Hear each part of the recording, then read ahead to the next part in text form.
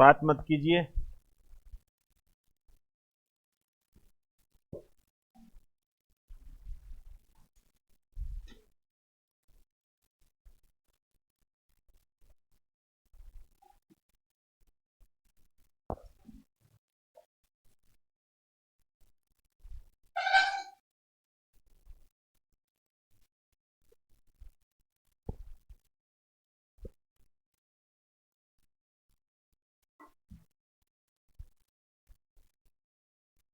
आज बच्चे कम कैसे दिख रहे हैं? एग्जाम है क्या आज? इतने मामूर्ख भी है क्या? अच्छा, फिर तो आप खुश हो सकते हो, कंपटीशन कम है। मतलब जो इस सोच से नहीं आया कि पेपर होंगे, बधाई हो आपके लिए। जैसे जैसे ये संख्या बढ़ती जाएगी आप सिलेक्शन के नजदीक होते जाओगे।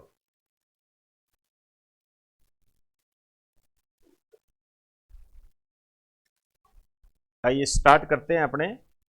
आज अपने करंट जीके करेंगे। करंट जीके का रजिस्टर निकालो। आज आपके लिए बहुत सारी सामग्री लेकर आया हूं, कंटेंट।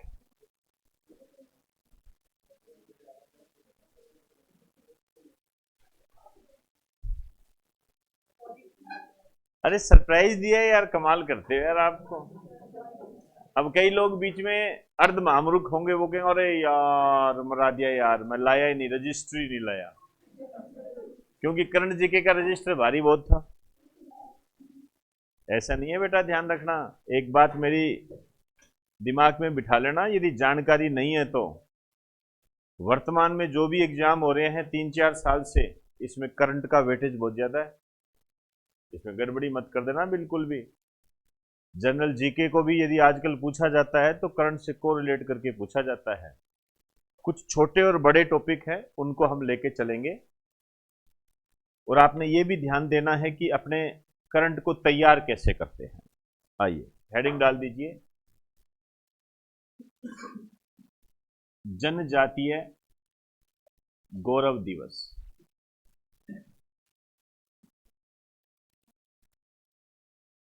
जनजातीय गौरव दिवस 15 नवंबर। जनजातीय गौरव दिवस ये जो मनाया जाता है भगवान बिरसा मुंडा के जन्मदिन की स्मृति।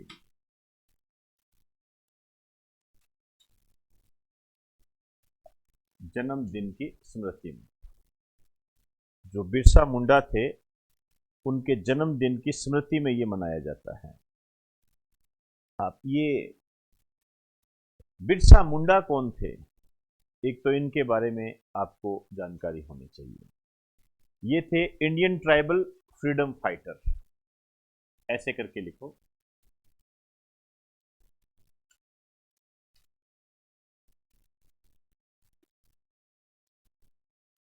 Tribal freedom fighter.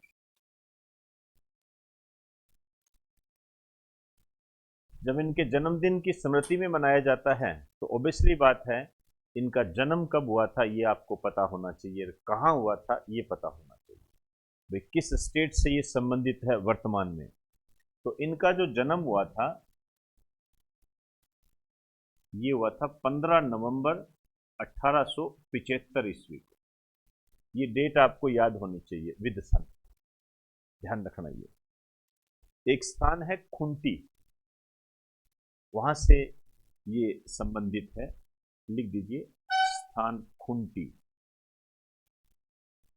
ये झारखंड में पड़ता है वर्तमान के अंदर। उस टाइम की बात करें तो बंगाल रेजिडेंसी थी, लेकिन वो ध्यान देने की आवश्यकता नहीं है आपको। खुंटी झारखंड से संबंधित है। इनका जो अन्य नाम है ये भी अपने आप में कम महत्वपूर्ण नहीं है, धरती आबा। धरती आबा के नाम से भी इनको जानते हैं। और इनकी जो जनजाति है, इनके नाम में ही है मुंडा जनजाति। मुंडा जनजाति से संबंधित है ये। थोड़ी सी जानकारी आपको मुंडा जनजाति के बारे में भी होनी चाहिए, ध्यान रखना।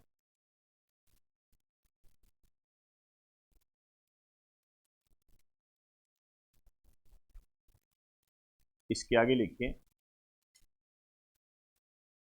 मुख्य रूप से झारखंड की जनजाति है। मुख्य रूप से, ऐसे तो बिहार में भी है, यूपी में किसी न किसी जगह पर थोड़े मोटे मिल जाएंगे, लेकिन मेनली जो इनका रिलेशन है वो झारखंड के साथ है। दो तीन शब्द हैं ध्यान रखने हैं आपने।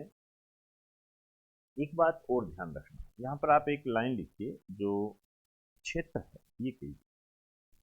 कभी नाम सुना होगा छोटा नागपुर का पठार, वो वाला एरिया है ये, छोटा नागपुर का पठार, वो वाला एरिया है इसके अंदर।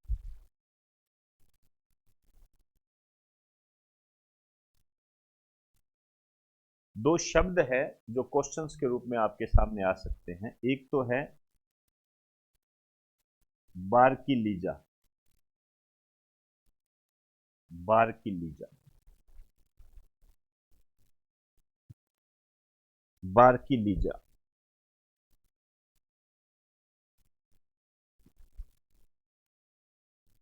इसमें लिखो, बारकी लीजा में लिखो,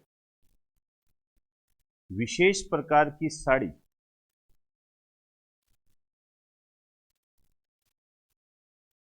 विशेष प्रकार की साड़ी जिसे मुंडा जनजाति की महिलाएं पहनती है, जिसे मुंडा जनजाति की महिलाएं पहनती है।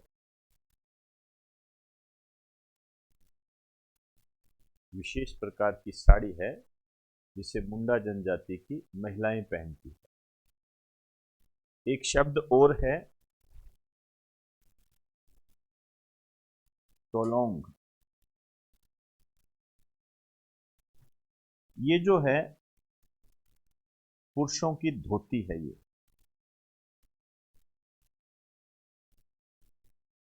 पुरुषों की धोती है।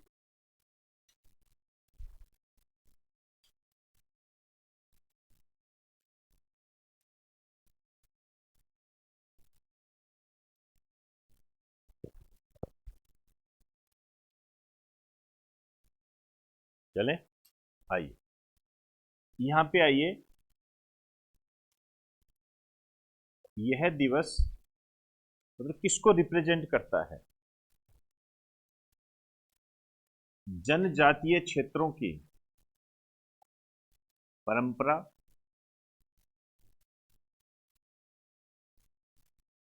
संस्कृति व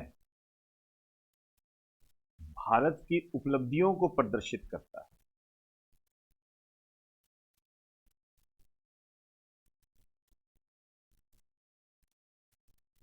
जनजातीय क्षेत्रों की परंपरा, संस्कृति व भारत की उपलब्धियों को प्रदर्शित करता है ये। और इस दिवस का जो प्रारंभ हुआ है ये हुआ है 15 नवंबर 2022 को, मतलब पहली बार मनाया गया है, पहली बार बनाया गया है ये।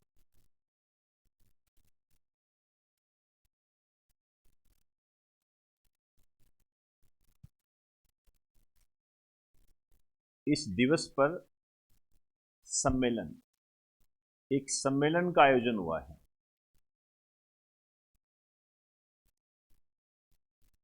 और सम्मेलन का जहां पर आयोजन हुआ है लालपुर में, लालपुर ध्यान रखना पड़ेगा आपको, ये शहडोल में पड़ता है, शहडोल। और शहडोल जो है मध्य प्रदेश के अंदर है, शहडोल जो है मध्य प्रदेश के अंदर है। सबसे महत्वपूर्ण बात है कि इस पर जो चीफ गेस्ट रही, ये रही द्रौपदी मुर्मू। द्रौपदी मुर्मू। ये भारत की पहली आदिवासी राष्ट्रपति है।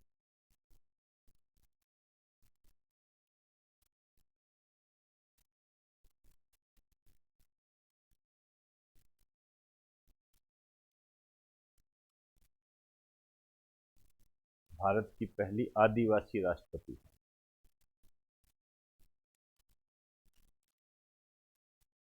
भारत की दूसरी महिला राष्ट्रपति है। पहली कौन सी है? प्रतिभा पाटिल।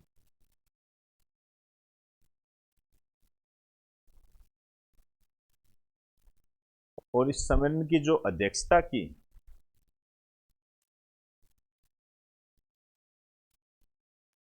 ये थे मंगू भाई पटेल। नाम देखो, ये मध्य प्रदेश के राज्यपाल हैं।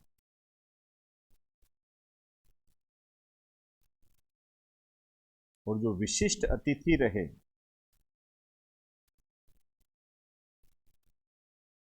विशिष्ट अतिथि कौन है यहाँ के मुख्यमंत्री? शिवराज सिंह चौहान। ये विशिष्ट अतिथि रहे इसके।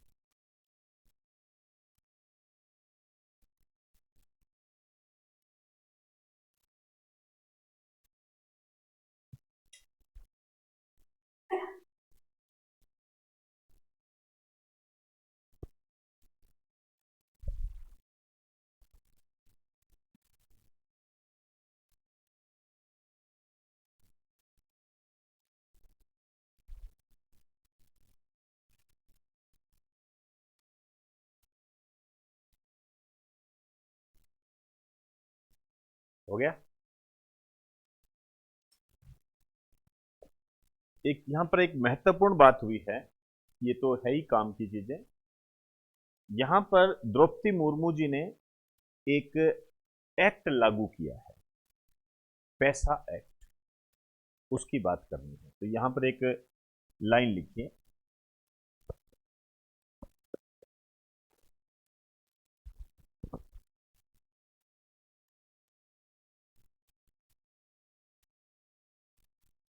चले।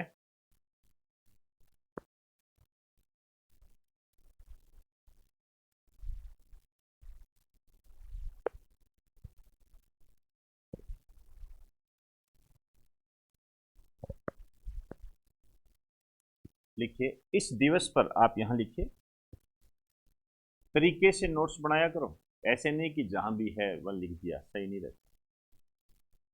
इस दिवस पर द्रौपदी मुर्मू के द्वारा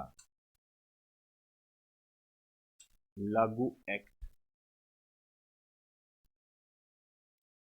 पैसा एक्ट, पैसा एक्ट,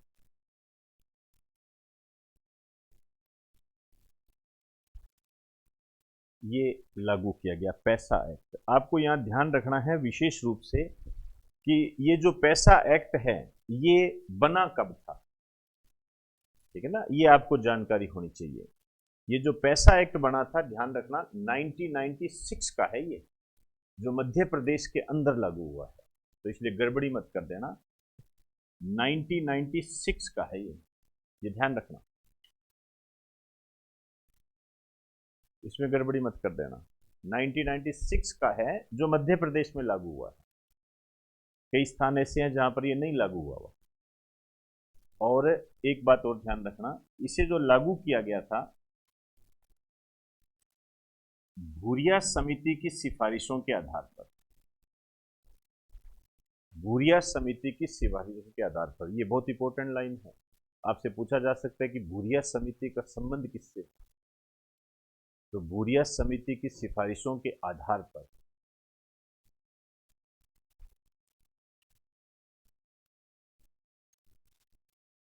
एक इसका पूरा नाम इंपॉर्टेंट है। पूरा, इतने सारे क्वेश्चन निकल के आते हैं, आप सोच ही नहीं सकते। Panchayat extension to schedule area, panchayat extension to schedule area, ये पूरा नाम इसका इंपॉर्टेंट है।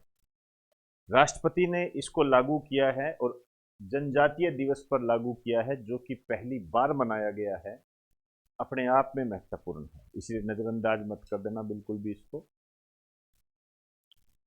हल्की सी बात करेंगे क्या है इसके अंदर। लिखो, इसके तहत मध्य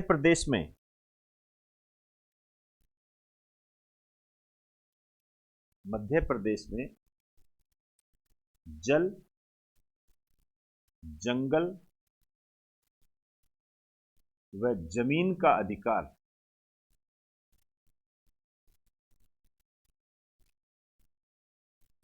ग्राम सभा को दिया गया है।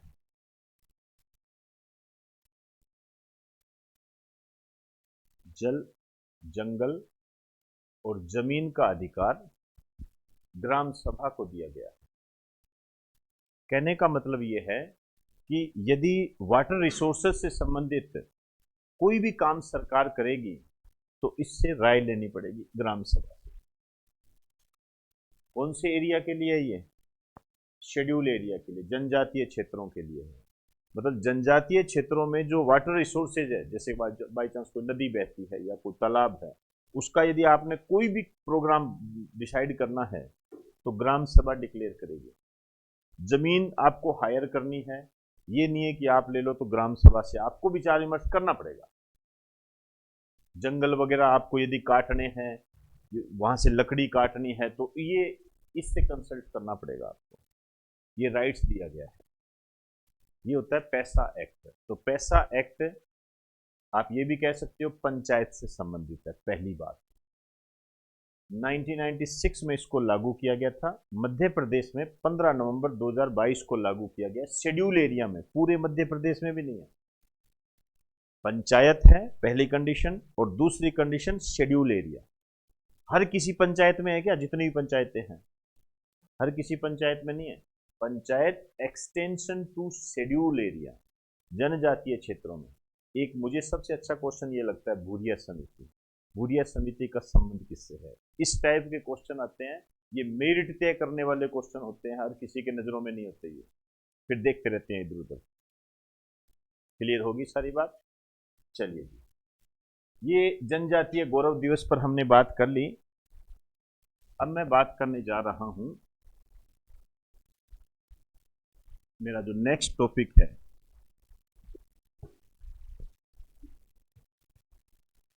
लिख दीजिए प्रारंभ।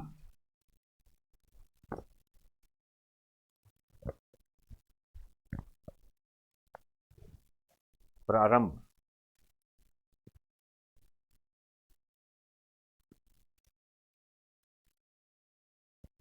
पहले ही लगा दीजिए मोस्ट इंपॉर्टेंट।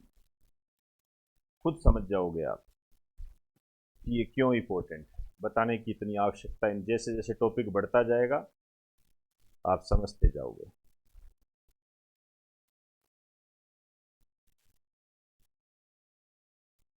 वास्तव में क्या है प्रारंभ? स्टार्टिंग। देखिए, आज का अखबार पढ़ा होगा आपने। प्रारंभ एक मिशन है जिसके तहत भारत में निजी क्षेत्र का पहला, मतलब प्राइवेट सेक्टर का पहला रॉकेट लॉन्च किया गया है। बकायदा उसको नाम दिया गया है। अपने आप में एक बहुत बड़ी क्रांति है, बहुत बड़ी क्रांति है। लेकिन मेरे को समझ में नहीं आया कि इस न्यूज को छोटा रूप क्यों दिया गया। लास्ट वाले पेज में से आई है ये न्यूज तो फर्स्ट पेज पर वाली थी। तो मर्जी होगी, लिखिए। स्टार्ट करते हैं। इसमें लिखो, यह एक मिशन है जिसके तहत, यह एक मिशन है जिसके तहत भारत का पहला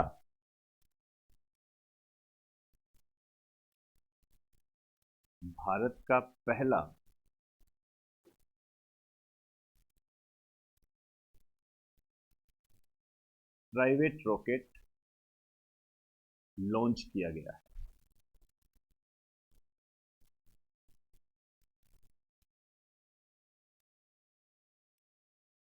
भारत का पहला प्राइवेट रॉकेट लॉन्च किया गया है। तो एक तो देखो क्वेश्चन को करते वक्त देखना ये पूछ क्या रहा है। जैसे यदि भारत का पहला प्राइवेट रॉकेट जो लॉन्च किया गया है उसको नाम दिया गया है विक्रम एस, उसको विक्रम एस नाम दिया गया है। अब आपसे क्या कहेगा, धीरे से ऐसे होता है एग्जामिनर कहेगा प्रारंभ है, आप कह दोगे भारत का पहला प्राइवेट रॉकेट, क्योंकि जल्दबाजी यही होती है। जबकि ये तो एक मिशन है, बाकायदा इसको नाम दिया गया है, उसके तहत ये लॉन्च किया गया है। और ये जो विक्रम एस है ये विक्रम साराभाई के नाम पर है। विक्रम साराभाई के नाम पर है। राजस्थान एसआई 2011, भारत में अंतरिक्ष कार्यक्रम का जनक कौन है? विक्रम साराभाई, लिख दीजिए। भारत में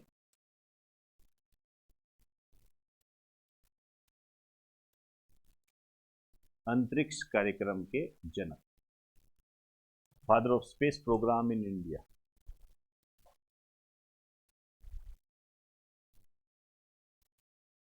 विक्रम एस।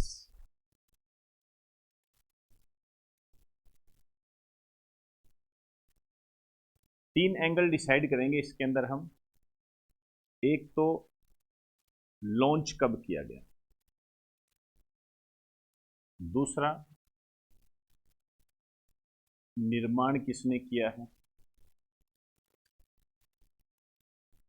तीसरा विशेष क्या है। ये तीन एंगल को ध्यान में रखकर आपने ये टॉपिक तैयार करना है। विक्रम एस भारत का पहला प्राइवेट रॉकेट है। इसको जो लॉन्च किया गया है ये किया गया है 18 नवंबर 2022 को। आज के अखबार में आपको मिल जाएगा ये। और स्थान है श्रीहरिकोटा, ये आंध्र प्रदेश में पड़ता है। मैंने ये भी क्वेश्चन देखा है कि श्रीहरिकोटा कहाँ है।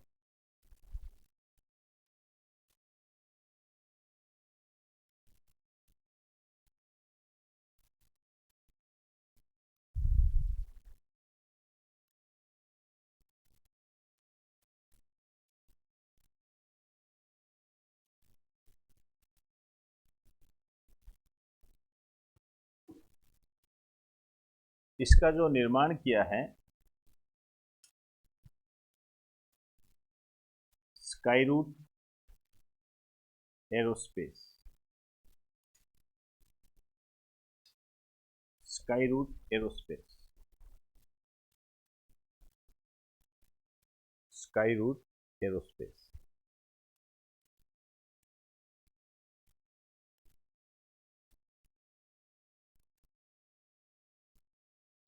हैदराबाद की स्टार्टअप कंपनी है ये। आ गया ना निजी क्षेत्र, हैदराबाद की है ये। कोई हैरत की बात नहीं है, आपसे ये पूछा जा सकता है कि स्काईरूट एरोस्पेस कहां पर है, हैदराबाद के अंदर। कोई हैरत की बात नहीं। स्टार्टअप कंपनियों के बारे में मैं आपको अलग से बताऊंगा, थोड़ा इंतजार करो। वैसे अपने जब इकोनॉमिक्स करते हैं तब बताता हूँ इसके बारे में मैं। स्टार्टअप, स्टैंड अप, उनके बारे में बताया जाता है। यहाँ फिर हम क्या है टॉपिक से भटक जाएंगे क्योंकि लंबा चैप्टर होता है।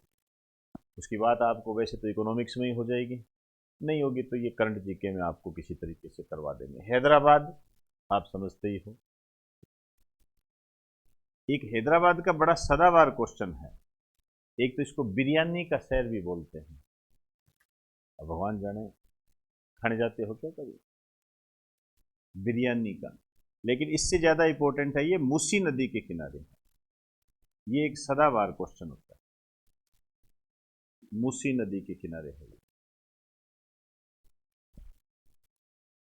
और इसके जो को फाउंडर है,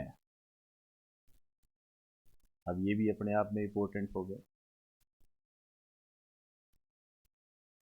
पवन कुमार चांदना। पवन कुमार चांदना इसके को फाउंडर है।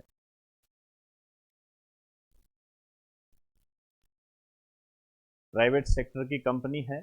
तो आपसे पूछा जा सकता है कि भारतीय स्पेस प्रोग्राम में कदम रखने वाली पहली निजी कंपनी कौन सी है? ऐसे लिख दीजिए, इंडियन स्पेस प्रोग्राम में कदम रखने वाली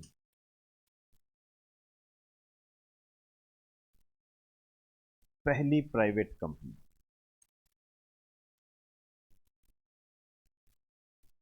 पहली प्राइवेट कंपनी।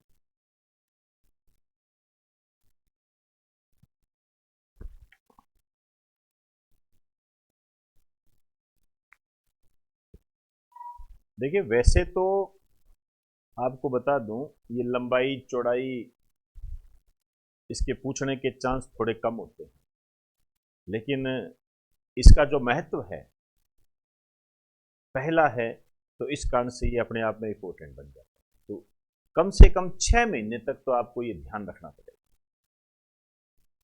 जैसे ये डेट वगैरह है, एक्यूरेट डेट पूछी जा सकती है आपसे कि कब किया गया, ठीक है ना, ऐसे ही होता है।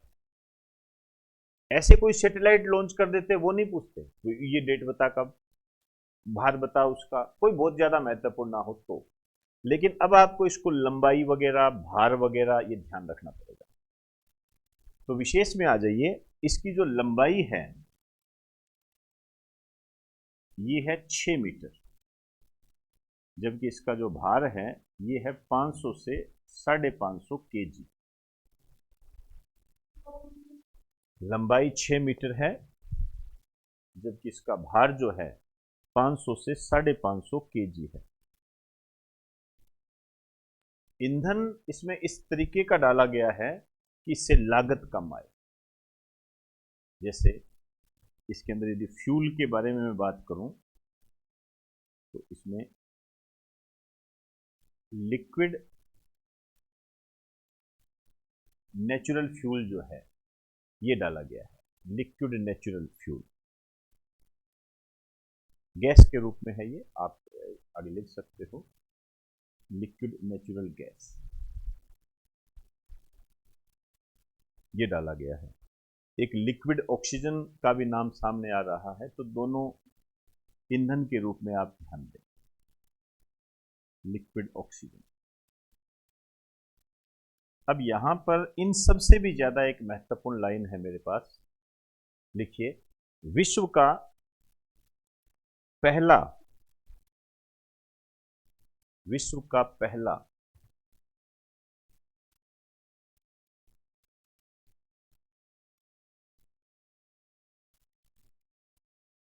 ऑल कंपोजिट रॉकेट, विश्व का पहला ऑल कंपोजिट रॉकेट है ये। All composite rocket, all composite rocket का क्या मतलब होता है? जैसे रॉकेट घूमता है तो इसमें क्या है, उसके घुमाव के लिए, घुमाव में स्थिरता के लिए 3D प्रिंटेड लॉन्चर लगाए गए हैं। 3D प्रिंटर लॉन्चर होते हैं, विशेष प्रकार के उपकरण होते हैं जो उसको स्थिरता प्रदान करने का काम करते हैं, ताकि काम वो बढ़िया तरीके से कर सके। एक तरीके का रिफॉर्म होता है ये। तो इसके नीचे लिख दीजिए क्या है ये, लिखो, इसमें घुमाव की स्थिरता के लिए, इसमें घुमाव की स्थिरता के लिए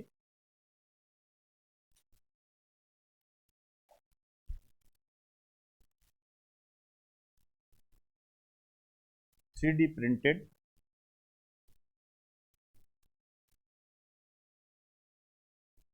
सॉलिड लॉन्चर लगाए गए। इसमें घुमाव की स्थिरता के लिए 3D प्रिंटेड सॉलिड लॉन्चर लगाए गए।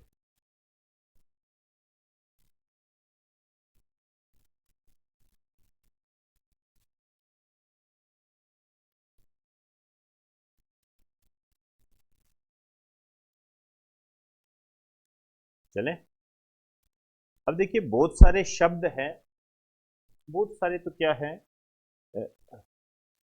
कुछ महत्वपूर्ण शब्द है। एक तो जैसे एग्जाम में आ चुका है, ध्यान नहीं आ रहा कौन से एग्जाम में आया हुआ है, ये तो कंप्लीट हो गया आपका। नया टॉपिक लिखिए, उसका नाम है ग्रीन वॉशिंग। ग्रीन वॉशिंग ये आया हुआ है एग्जाम के अंदर। ग्रीन वॉशिंग क्या होता है?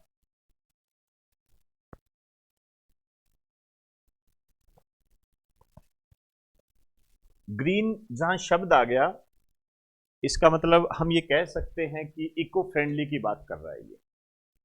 ग्रीन का मतलब तो यही होता है ना, इको फ्रेंडली। कोई प्रोडक्ट खरीदते हो उसके पे यदि ग्रीन निशान बना हुआ है तो इसका मतलब इको फ्रेंडली को रिप्रेजेंट कर रहा है। वॉशिंग, वॉशिंग का मतलब होता है धोना। धोने का मतलब होता है ना, कैसे कहते हैं ना, गंगा नदी में जाके अपने पाप धो ले। पाप तो तू कर लिए तूने, अब धो ले इसको। तो ग्रीन नाम देकर अपने प्रोडक्ट को धोना, कहने का मतलब यह है कि कुछ कंपनियां ऐसी होती है जो अपने प्रोडक्ट को जब लॉन्च करती है तो वो उसको इको फ्रेंडली के रूप में लॉन्च करती है, लेकिन वास्तव में वो इको फ्रेंडली होता नहीं। इसे कहते हैं ग्रीन वॉशिंग। लिख दीजिए ये शब्द आजकल इस टाइप के, और ये तो आया हुआ है। ग्रीन वॉशिंग से अर्थ क्या है, ऐसे आया हुआ है। लिख दीजिए, कुछ कंपनियां, कुछ कंपनियां अपनी कंपनी के प्रोडक्ट को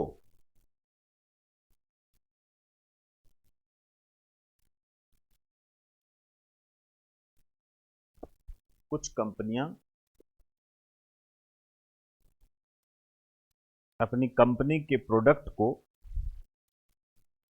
पर्यावरण के अनुकूल प्रस्तुत करती है, इको फ्रेंडली। पर्यावरण के अनुकूल प्रस्तुत करती है,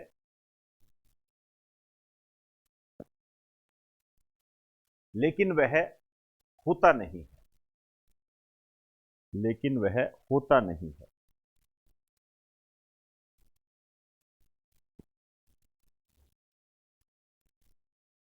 होता नहीं। एक शब्द और अभी आपने सुना होगा, उसका नाम है sports washing. Sport washing, sports washing, sports कर दीजिए, स्पोर्ट्स वॉशिंग।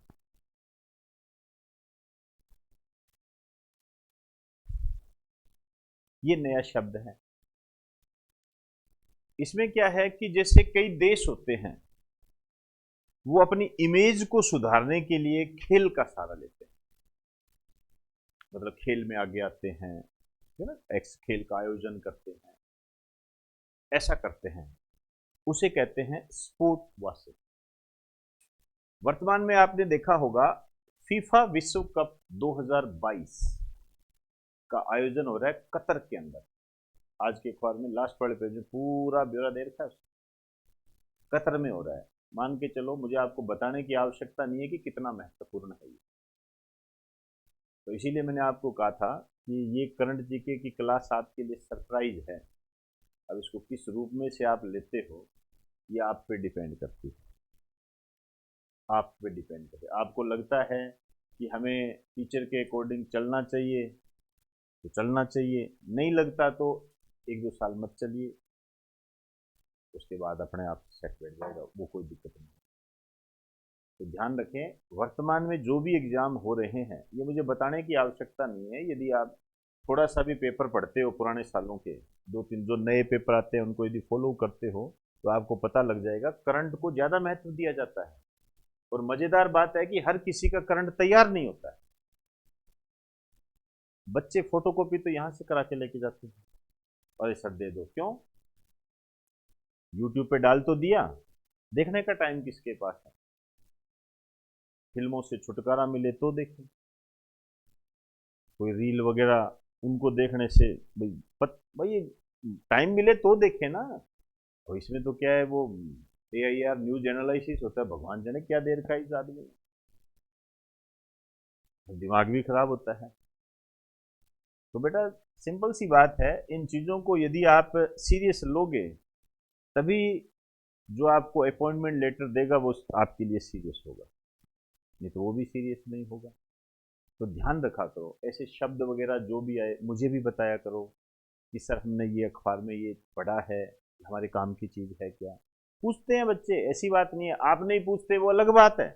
आप सोचते हो यार हम नहीं पूछते तो कोई नहीं पूछता होगा, पूछते हैं सर ये बताना सर ये मेरे काम की चीज़ है का, मैसेज करते हैं कई बच्चे, अच्छा लगता है। वो एक अलग बात है, ठीक है कई बार जवाब नहीं दे पाते, वो नाराज भी हो जाता है। अब देखो यार दुनिया में व्यस्तता सभी की होती है, लेकिन प्रयास यही रहता है। मेरे को तो पता नहीं लगता, इनको पता और लगता है सर नहीं आपने देखा था लेकिन जवाब नहीं दिया। अब उसकी भी जानकारी लेनी पड़ेगी, भाई तू ऐसे बात कर वो कि नीली लाइन नहीं आनी चाहिए। आजकल वो करो वो, हाँ होता है। अब मैं गरीब आदमी हूँ ना, इसमें मुझे नहीं पता, इसमें भाई ये कैसे होता है मुझे नहीं पता। आप देख रहे हो अपनों ने जो ये लाइव का वगैरह जो भी अपनों ने किया है, मेरे को तो पता ही नहीं है इसका। अब ये तो हमारा स्टूडेंट है, 2012 में 13 में पढ़ा हुआ है, तब का स्टूडेंट है, जानता है सम्मान करता है, तो इसने सारा एस्टिमेट लगा दिया सारा। नहीं तो लोग तो तैयार बैठे हैं, इतना बजट बना के देते हैं, ये कहता है गुरुजी मेरे को जिम्मेदारी दो, बहुत कम बजट में सारी चीजें ला दी, लोग तैयार बैठे हैं जेब से पैसे निकालने के लिए, ऐसे करने की जरूरत है। दुनियादारी बहुत गंदी है, नहीं नहीं ये तो होगा ही नहीं, ये तो चलेगा नहीं, चलता फिरता आदमी लाइट फिटिंग करने वाला इडी मोटी लगेगी शादी,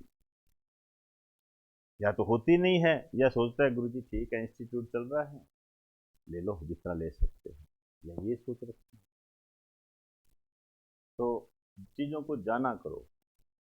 तो कतर में जो हो रहा है अपने आप में महत्वपूर्ण है, ध्यान रखना पड़ेगा, और मैं उसकी स्टार्टिंग आज से ही कर देता हूँ। आज से आपकी स्टार्टिंग कर दूंगा क्योंकि कल से गेम स्टार्ट हो रहे हैं। ये मैं आपको इसलिए बता रहा हूँ क्योंकि आज जब आप जान लोगे ना, तो कल जब अखबार के अंदर आएगा तो आप क्या है उसके साथ न्याय कर पाओगे, हाँ यार ये बताया था मेरे को, अच्छा ये था, अब मेरे काम की चीज ये है, इसके अंदर आप समझ पाओगे। स्टार्ट करते हैं इसके अंदर, पहले तो इसके बारे में लिखो, लिखिए लिखिए स्पोर्ट्स के माध्यम से, स्पोर्ट्स के माध्यम से अपनी इमेज सुधारना, स्पोर्ट्स के माध्यम से अपनी इमेज सुधारना, जैसे फीफा विश्व कप,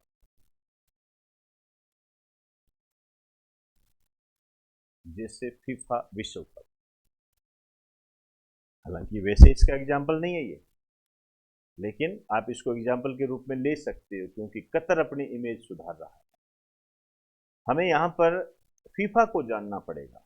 एक तो पहली बात तो ये आती है कि इसका आयोजन कौन करता है, इसका आयोजन करता है फीफा, फीफा इसका आयोजन करता है, ये इंपॉर्टेंट है, इंपॉर्टेंट है ये, इसका नाम ध्यान से लिखना थोड़ा।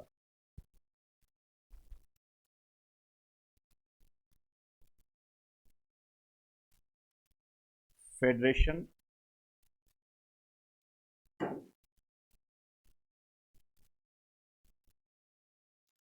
इंटरनेशनल, यहां कुछ अलग से शब्द मिलेंगे आपको, उनको साथ में लेना है, ध्यान रखना, नजरअंदाज मत कर देना। फ्रांसीसी भाषा का शब्द होता है ना वो उसके अंदर इस्तेमाल करते हैं, तो जो नेशनल है उसके आगे ई लगा रखा है इन्होंने।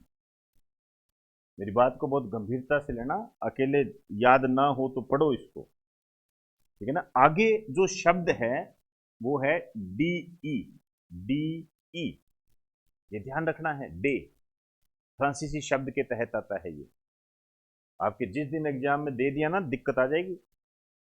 यही लिखा मिलता है आपको।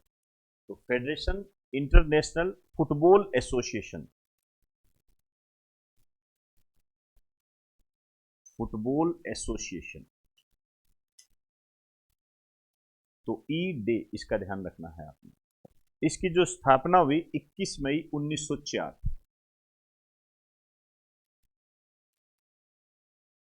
21 मई 1904 को इसकी स्थापना हुई। कोई हैरत की बात नहीं है, पेपर उठा के देख लो, पूछी गई है। और इसकी जो स्थापना हुई ये कहां हुई? ये पेरिस में हुई थी। स्थापना कहां हुई? फीफा की स्थापना कहां हुई? पेरिस के अंदर हुई। जबकि इसका जो हेड ऑफिस है वो है ज्यूरिख। कितने शानदार क्वेश्चन बनते हैं, लुट जाता है आदमी। Zurich, Switzerland.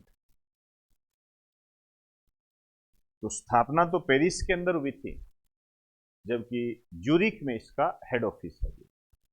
ये जो पेरिस है, एक तो सीन नदी के किनारे है ये,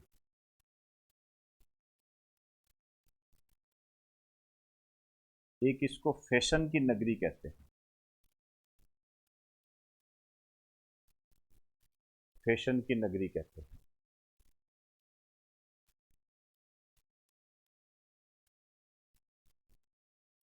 इसके जो प्रेसिडेंट है लिखिए जियानी, हालांकि ये इतना महत्वपूर्ण नहीं है।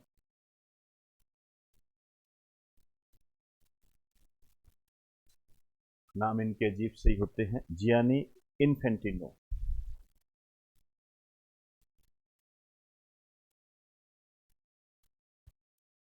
तो फीफा के द्वारा इसका आयोजन किया जा रहा है।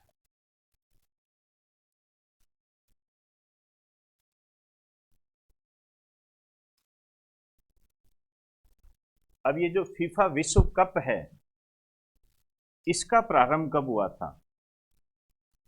ये 1930 में हुआ था। पुराने पेपर उठा के देखिए, आपको क्वेश्चन मिलेगा ओलंपिक खेल पहली बार कब हुए थे, एशियाई खेल पहली बार कब हुए थे, ऐसे। तो 1930 में फीफा वर्ल्ड कप आयोजित किया गया था। और लेटेस्ट में जो है ये है फीफा वर्ल्ड कप 2022। इसका जो आयोजन हो रहा है ये कल से है, 20 नवंबर 2022 को। स्थान है कतर, कतर अरेबियन कंट्री है।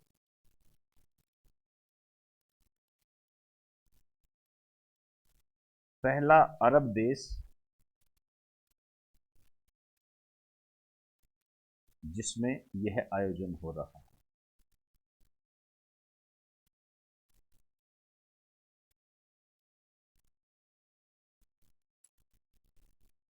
पहला अरेबियन कंट्री है जिसमें यह आयोजन हो रहा है।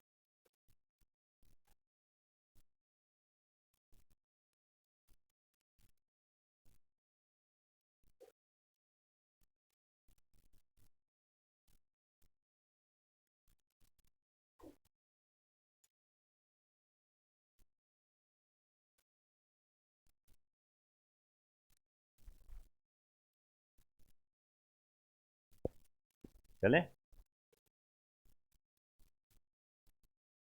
तो अब आगे जो भी आए पढ़ते जाइए, उसको मुझे भी बताया करें, अच्छा लगेगा मुझे। चीज़ों को पढ़ोगे ना, जब बेस क्लियर होगा। हाँ जी बताइए। हाँ हाँ, कोई बात नहीं, वो एक चीज़ें देख लेंगे अपने, एक बार तो बेसिक चीज़ें कर रहे हैं। ठीक, आइए। अब आगे इसमें रुकेगा नहीं ये मामला, और भी आगे चलता रहेगा कई दिन तक। लेकिन एक चीज़ आपके सामने आएगी, फीफा क्या होता है, पहला कब हुआ था, लेटेस्ट में कहाँ हो रहा है। अब आप आगे चलते हुए जैसे जैसे नई चीज़ें आएंगी उस पर अपने पर्च चढ़ाते जाएंगे। एक शानदार न्यूज़ है जो आपके एग्जाम में आ सकती है क्वेश्चन के रूप में। लिखिए, वर्ष 2021 में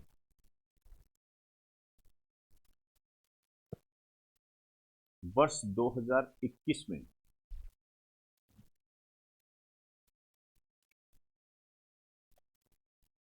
इस्पात उत्पादन में स्टील प्रोडक्शन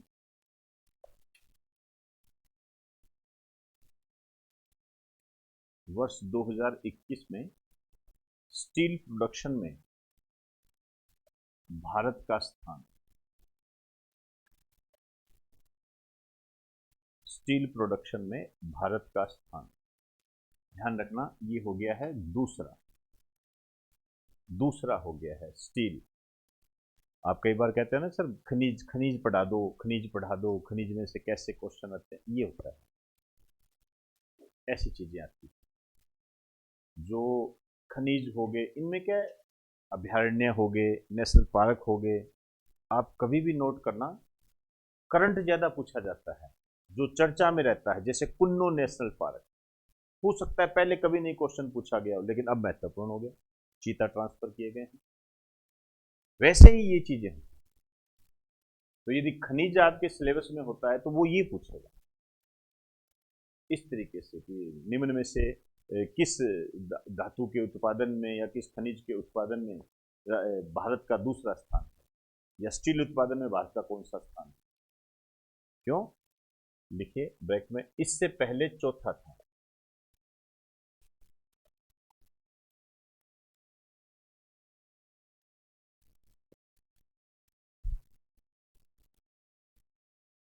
अब आपके मन में एक सवाल ऐसे भी आना चाहिए, आप हमारे क्लास के स्टूडेंट हो, हमारे बच्चे हो, आपकी कामयाबी निर्धारित होनी चाहिए, हम दोनों का प्रयास रहता है। ये आपके दिमाग में हमेशा ये क्वेश्चन आने चाहिए कि ये न्यूज सर क्यों बता रहे हैं, इससे आप में कैपेसिटी बिल्डिंग आएगी, यार मेरे को पढ़ना क्या है, पढ़ना क्या है।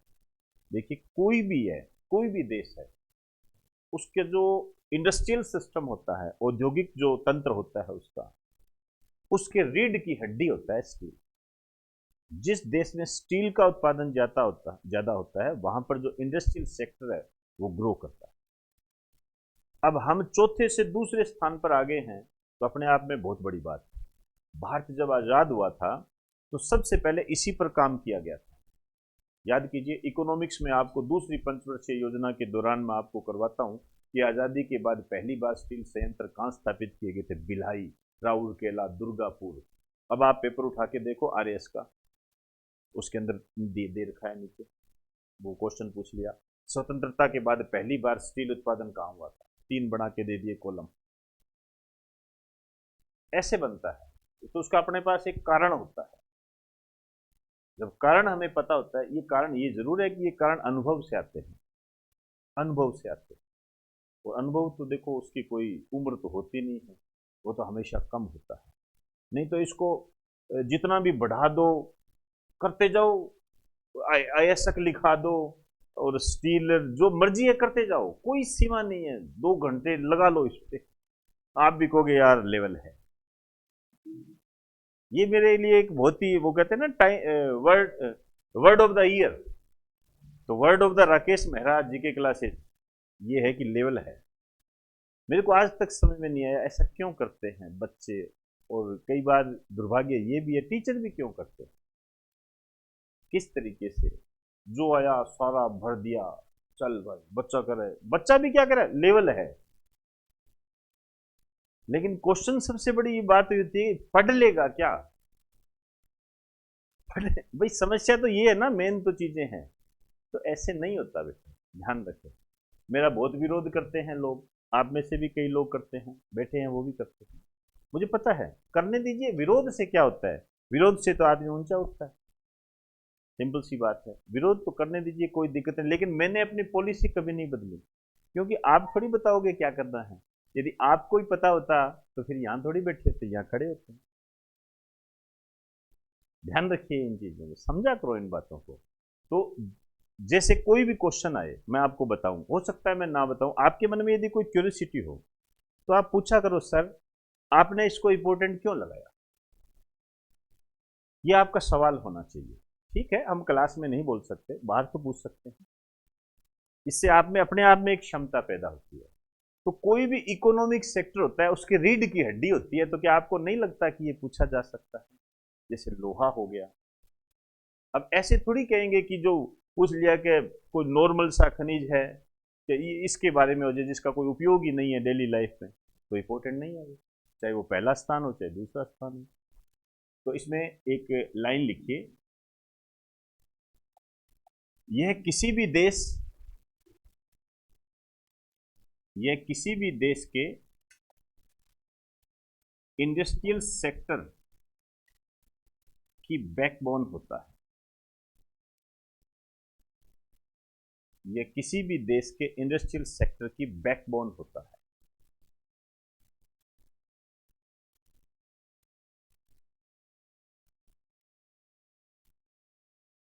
सेक्टर की बैकबोन होता है। क्लियर? अब आपको यह भी पता होना चाहिए कि जब भारत का दूसरा स्थान है तो पहला किसका? पहला चाइना का।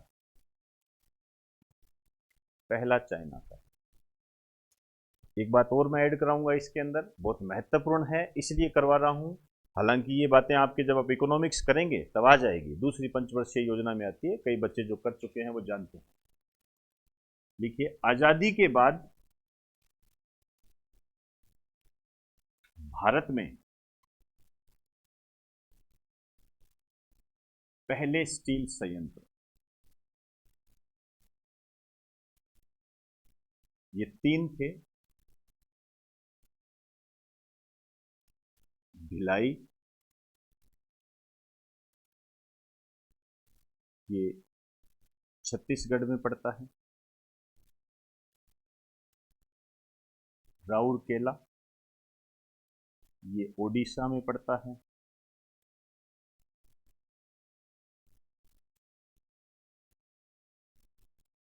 दुर्गापुर,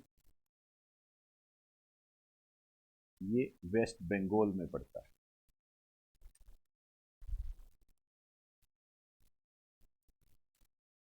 ये भिलाई वाला जो स्थापित किया गया था रशिया की सहायता से। राउरकेला जो स्थापित किया गया था जर्मनी की सहायता से।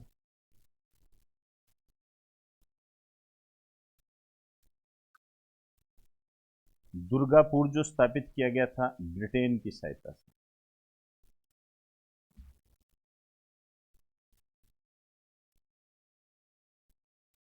ब्रिटेन की सहायता से।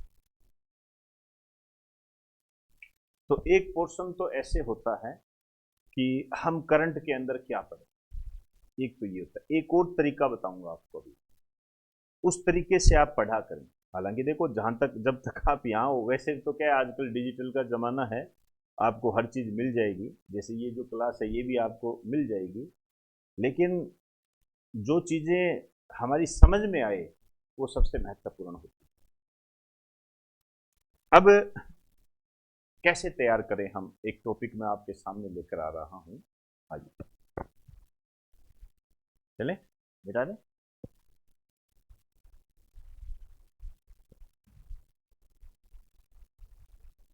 बस अपडेशन है, करवा मैंने पहले ही दिया था, जो बच्चे पुराने हैं वो जानते हैं इसको। यूक्रेन के 4 शहरों पर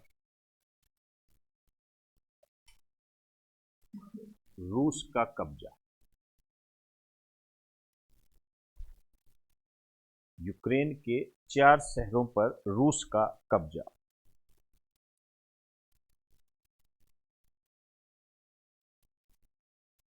अब जब हम मैप देखते हैं, वो घर पे जाके देखते रहना आप सारे, मैं यहां पर एक बना देता हूं।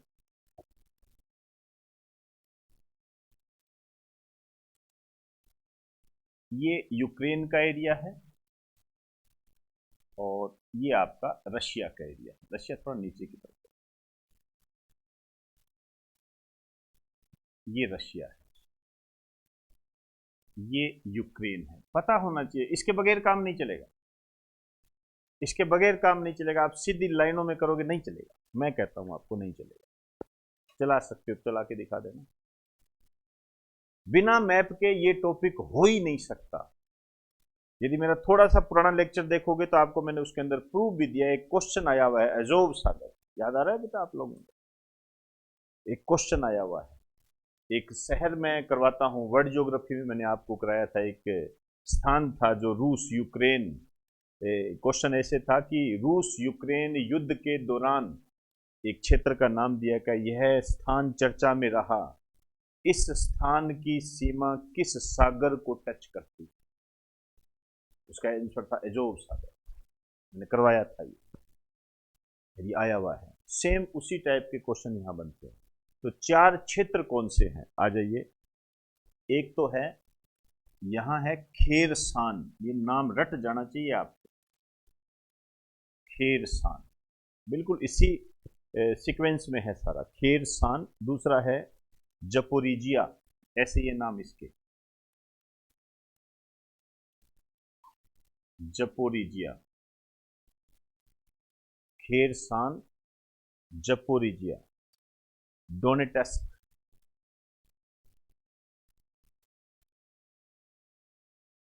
Donetsk, Donetsk. और इधर है लुहानसक, लुहानसक है। ये जो खेरसान है, यहां पर आपको ऐसे नीचे की तरफ ऐसे गुंडी सी एक ऐसे मिलेगी आपको,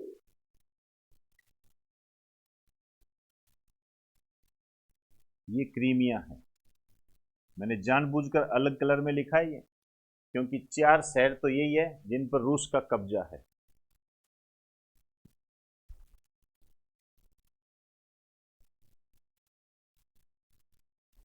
चलें, अब एक अपडेशन क्या आया है, ये जो खेरसान है, यहां से रूसी सेना हट चुकी है, मतलब ये यूक्रेन के पास जा चुका है। आज की डेट की न्यूज बता रहा हूं। अब केवल 3 पर ही कब्जा है, पहले 4 पर कब्जा था। बहुत टाइम पहले मैंने ये मैप वगैरह के माध्यम से बताए थे। मैंने एक, आप उसमें देखोगे अपना टेलीग्राम जो चैनल है उसके अंदर मैंने इसकी एक इमेज भी भेज रखी है, सागर वगैरह सब बनाए हुए वो भेजी हुई है वहां पर। ये है, ये क्रीमिया भी काफी चर्चा में रहता है, लेकिन गाहे बगाहे रहता है, ज्यादा नहीं रहता। ये क्रीमिया भी क्या है, रूस व यूक्रेन के मध्य विवादित क्षेत्र है। रूस व यूक्रेन के मध्य विवादित क्षेत्र है ये।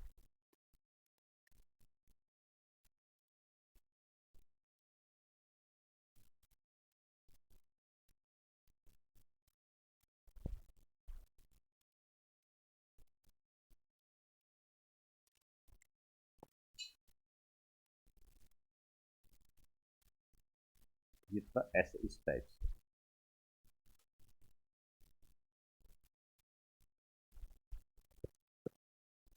ये मैप वगैरह में आप अच्छे तरीके से देख रहे हैं ना, अपने तो नॉर्मल बात कर। ये जो पूरा है इधर वाला, ठीक है, ये है काला सागर, ब्लैक सी, ये काला सागर है।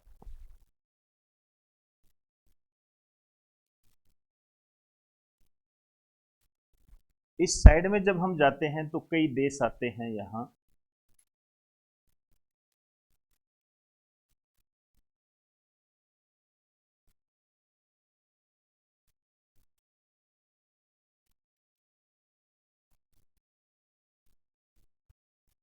ये जो है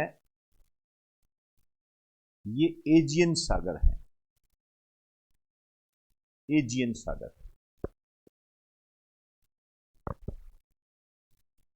ये एजियन सागर है, वो काला सागर है। और ऊपर के ऊपर जो है ये है, यहां पर भी आपको पानी मिलेगा, अजोब सागर। ये अजोब सागर है। ये जो देख रहे हो यहां भी पानी है, ये जो लाइन से दिखते हैं ना बड़ी सी, ये मरमरा सागर है। ये मरमरा सागर है। राजस्थान एसआई का पेपर उठा के देखो, एक तो एसआई पुलिस वाले एग्जाम में आया हुआ है, 2 बार आया हुआ है मरमरा सागर के बारे में। मरमरा सागर किसको जोड़ता है बताइए? काला सागर और, समझे बात को? अब फिर सवाल पैदा हो गया, ये क्वेश्चन क्यों आया? ये छोटा सा नाली सी, इसके बारे में पूछ लिया कि ये किसको जोड़ता है, ऐसा क्या कारण रहा? ऐसा कारण ये रहा कि 2021 में इसके अंदर सी नोट जमा हो गए थे, समुद्री गाद जमा हो गई थी, जिसकी सफाई कराने के लिए सफाई कराई गई थी, इस कारण से चर्चा में रहा था। अब ये तो नहीं पूछा कि निम्न में से वह कौन सा सागर है जिसकी अभी भी हाल ही में सफाई हुई है, ये तो नहीं पूछा। उसको ज्योग्राफी से जोड़ दिया उसने। मेरी बातों को समझने का प्रयास करो, नितर के जाओगे यहां से, ये थोड़ा सा भी मेरी बात को पकड़ लिया तो कोई नहीं बताएगा आपको, मैं सब जगह पढ़ा के आया हूं, कोई नहीं बताएगा आपको। वक्त नहीं होता ना उनके पास ये चीजें बताने के लिए, अपने पास तो वक्त है, टाइम है, इसलिए आपको पूरा बताया जा सकता है। उसके बाद में किसी राकेश मेहरा की जरूरत नहीं है आपको, यदि एक बात दिमाग में बैठ गई तो ये क्यों आया? क्योंकि 2021 में सफाई के कारण ये चर्चा में रहा था। लिख दीजिए एक लाइन, यह है वर्ष 2021 में सी नोट, सी नोट मतलब समुद्री गाद, सी नोट की सफाई के कारण चर्चा में रहा, इस कारण से ये क्वेश्चन पूछा गया। तो अब आपको नहीं लगता कि आपसे ये क्वेश्चन पूछा जा सकता है कि खेरसाग, जो खेरसान है, जिसे हाल ही में रूसी सेना के नियंत्रण से मुक्ति मिली है, उसको कौन सा सागर टच करता है? आपके दे देगा ऑप्शन में अजोब सागर, आपको दे देगा काला सागर, मरमरा सागर, भूमध्य सागर, जो अपने को सबसे ज्यादा अच्छा लगता है। ये इंपॉर्टेंट है, बताया हुआ है कि भूमध्य सागर पे क्वेश्चन आते हैं तो वही होगा, पूछने वाली क्या बात है इसके अंदर, खुद को शाबाशी दे देगा। तो ये ऐसे है, यहां जो है इन दोनों को जो ये जोड़ता है, ये वाला जो पोर्शन है, ये है कर्च जल संधि, वाटर चैनल है ये, कर्च जल संधि। जैसे कहते हैं ना पाक जल संधि, भारत और श्रीलंका के बीच में है, ठीक वैसे कर्च जल संधि किन के बीच में है?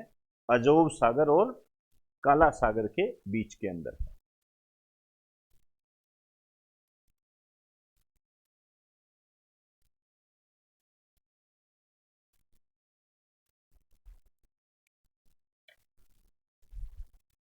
ये जो है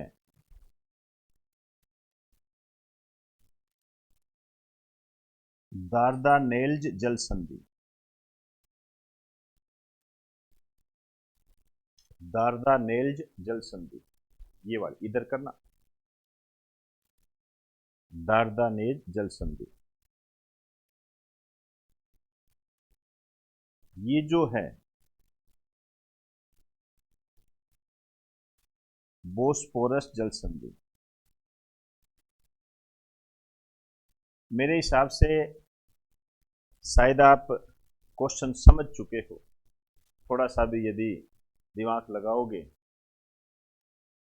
यदि आपसे मैं ये कहूं, मैंने 3 जल संधि करा दी आपको और 3 सागर हम पढ़ चुके हैं, 3 क्या 4 हो गए, 4 सागर पढ़ चुके हैं जो एक ही लाइन के अंदर है, ऐसे है। और भी बता देता हूं, इस एजियन सागर के नीचे यहां भूमध्य सागर है, जानबूझकर नहीं लिखाया ताकि आप ज्यादा दिग्भ्रमित, तो इसके नीचे ही मिलेगा आपको, ये आपका होमवर्क है, एटलस निकालिए, घर पे देखो, अब कुछ भी पूछ ले। ये दार्दानेल जल संधि किन को जोड़ती है? एजियन सागर और मरमरा सागर को। बोस्पोरस जल संधि किसको जोड़ती है? काला सागर और मरमरा सागर को। क्योंकि सफाई के कारण 2021 में चर्चा में रहा था और 2021 के क्वेश्चन आते हैं, एक तरीके से करंट के पोर्शन में ले लिए जाते हैं वो। और कर्च जल संधि काला सागर और एजोव सागर के बीच। हल्का सा पॉलिटिकल देख लीजिए, एक मुझे लगता है एक क्वेश्चन भी आया हुआ है, कोई बच्चा बता सके तो। हाल फिलहाल मैंने देखा है, यूक्रेन के राष्ट्रपति का नाम क्या है? मैंने तो बहुत पहले ही बता दिया था। किस में आया था? आया था ना, ये अभी आसपास के एग्जाम में आया हुआ है। यूक्रेन के राष्ट्रपति कौन है? शायद वन रक्षक या वन रक्षक से पहले, फर्स्ट ग्रेड वाला, फर्स्ट ग्रेड में। अब आप खुद सोचो, यूक्रेन का राष्ट्रपति क्यों पूछा गया? अब बताने की आवश्यकता है क्या आपको? ऐसे तैयारी किया करो।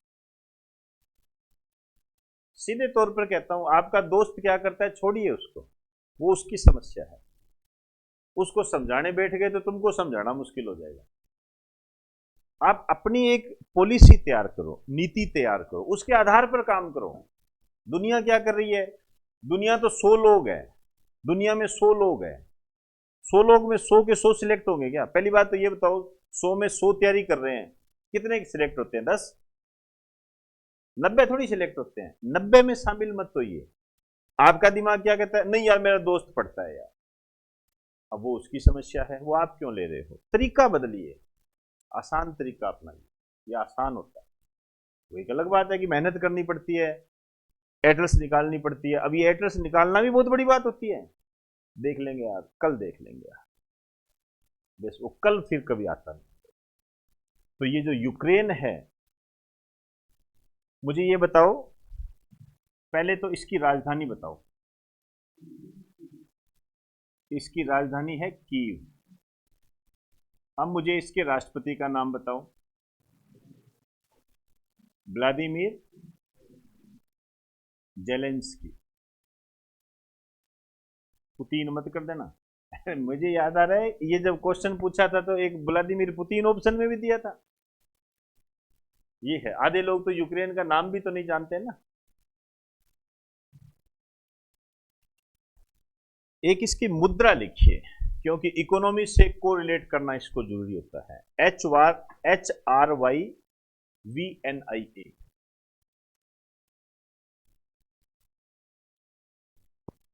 मुद्रा HRYVNIA,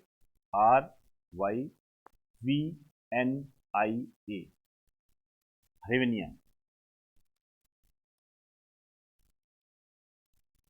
एच साइलेंट है यहां पर, रेवनिया, ये है इसकी मुद्रा। अब पुराने पेपर देखते हैं तो एक क्वेश्चन और आता है, मुझे यदि कोई बताएगा तो मुझे अच्छा लगेगा। यूक्रेन के संबंध में है, चेरनोबिल परमाणु दुर्घटना।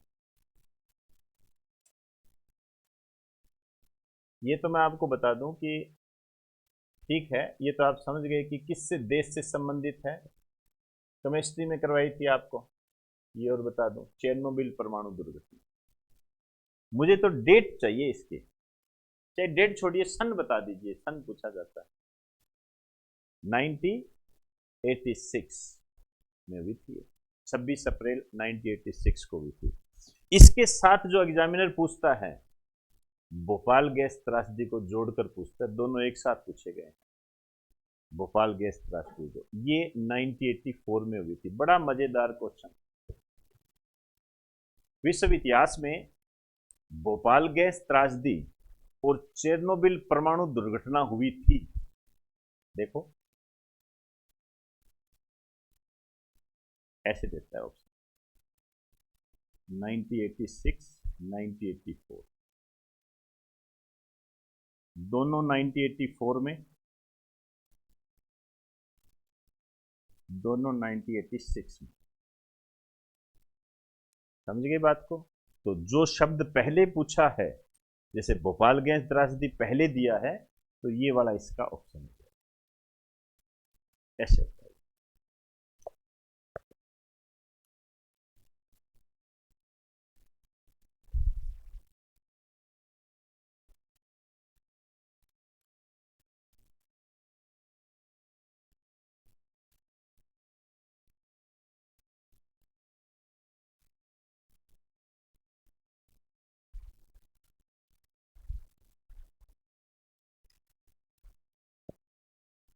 चले,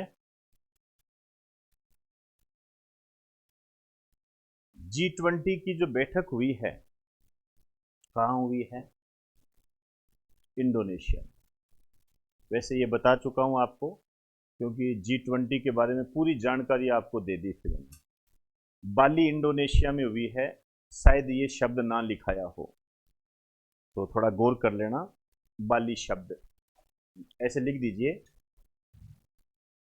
G20 2022 की बैठक ये हुई है बाली में, इंडोनेशिया में। ये बताइए भारत इसकी अध्यक्षता कब से स्वीकार करेगा? नहीं, कब से स्टार्ट करेगा? 1 दिसंबर 2022, 23 नहीं 22, ध्यान रखना। ये क्वेश्चन जरूर आएगा, पूरा इंपॉर्टेंट बनता है, बार बार इसको हाईलाइट किया जा रहा है। 1 दिसंबर 2022 से अध्यक्षता स्वीकार करेगी, मतलब यहां से स्टार्ट होगी और ये चलेगी 30 नवंबर 2023 तक। पूरी जानकारी दे चुका हूं, वक्त हो तो देख लेना। लिख लिया क्या? दिखाओ। अच्छा, घर है क्या? ऐसे कितने बच्चे हैं? डांटूंगा नहीं, मुझे बताओ किसने नहीं लिखा। डांटूंगा नहीं, कसम से कह रहा हूं, नहीं डांटूंगा। है कितने बच्चे जिन्होंने लिखा ही नहीं G20 के बारे में?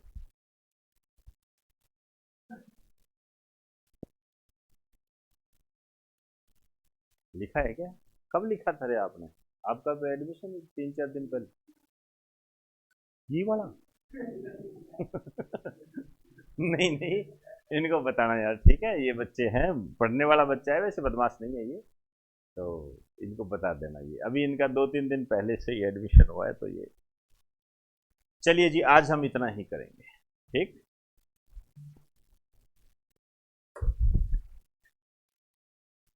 एक खेल रत्न पुरस्कार है, इसको मैं तैयार कर रहा हूं। वैसे टेनिस के खिलाड़ी को मिला है, महत्वपूर्ण है वो, और नई नई चीजें हैं। मेजर ध्यानचंद, ठीक है ना? चलिए।